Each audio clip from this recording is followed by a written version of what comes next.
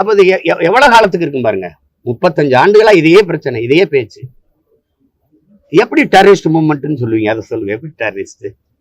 ஒரு நாட்டின் அதிபர் தன் நாட்டு இராணுவத்தை அனுப்பி அந்த நாட்டு மக்களை எத்தனை ஆயிரம் பேருக்கு மேல அது கொலை செய்யப்பட்டிருக்காங்க உங்களுக்கு தெரியும். அந்த கதை திருப்பி பேசுனீங்கன்னா அது பெரிய வரலாறு.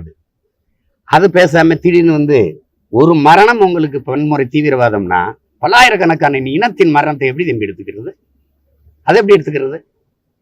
அவங்களுடைய பார்வை, அவங்களுடைய புரிதல் அவ்வளவுதான். அதை போய் பேசிக்க வேண்டியது இல்லை. அதெல்லாம் நாங்க எழுதியா கடந்து போவோம். எங்க வேலை அது இல்லை.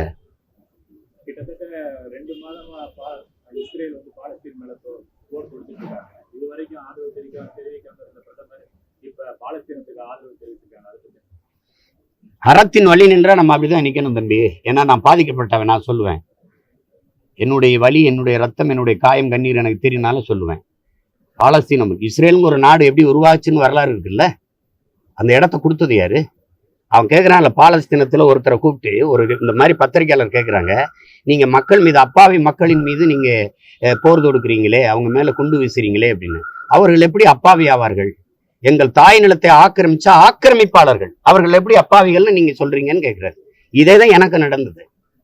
ஈழத்துல சிங்களர்கள் வம்பாக குடியேற்றங்களை நிகழ்த்தி கொண்டே இருந்தாங்க. எங்க அண்ணன் தீவன் இறந்து எவ்வளவு காலம் இருக்கும்? அவர் கொடுத்த கோரிக்கையில் 5 கோரிக்கையில ஒன்று, வம்படியாக திட்டமிட்டு தமிழர் தாயகத்தில் சிங்கள குடியேற்றங்கள் நிகழ்த்தப்படுகிறது, அதை தலையிட்டு தடுங்கள்னு ஒரு கோரிக்கை வச்சிருந்தாரு. என்னையிலிருந்து அது நடக்குது? அன்னைக்கு என்கிட்ட ஒரு படம் இருந்துச்சு, நாங்க சண்டை போட்டாவது தற்காத்து நின்னோம். இன்னைக்கு அதுவும் இல்லை. இப்ப எவ்வளவு சரசரன்னு அவன் குடியேறி போயிட்டு இருக்கான். 2,50,000 ராணுவ வீரர்கள் 2 லட்சம் பேர் ஏன் நிலப்பரப்புல தான் இருக்கான். ராணுவ முகாம்கள், ராணுவ வீரர்களின் குடியிருப்புகள்,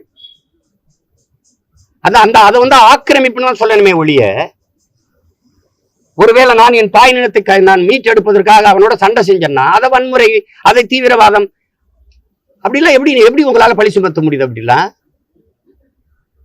அது எப்படி? வலிமை உள்ளவன் செஞ்சா அது நன்முறை, வலிமையற்றவன் எதிர்த்து போராடி தன்னை தற்காக்க போறான்னா அது வன்முறை ஆயிருது. எப்படி? இது தமிழக சட்டப்பேரவை சிறப்பு சட்டப்பேரவை நடக்குது. ஆளுநருக்கு அனுப்பப்பட்ட மசோதாக்கள் மறுபடியும் தீர்மானம் நிறைவேற்றி அனுப்புவதற்காக பல்வேறு கட்சிகள் கலந்துருக்காங்க. எப்படி பாக்குறீங்க?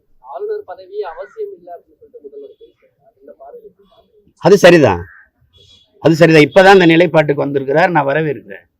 அது முதல்ல ஆளுநரை மாத்தணும்னு தான் சொன்னாங்க. நான் அந்த பதவியை தூக்கணும்ன்றேன். அது அவசியம் இல்லை.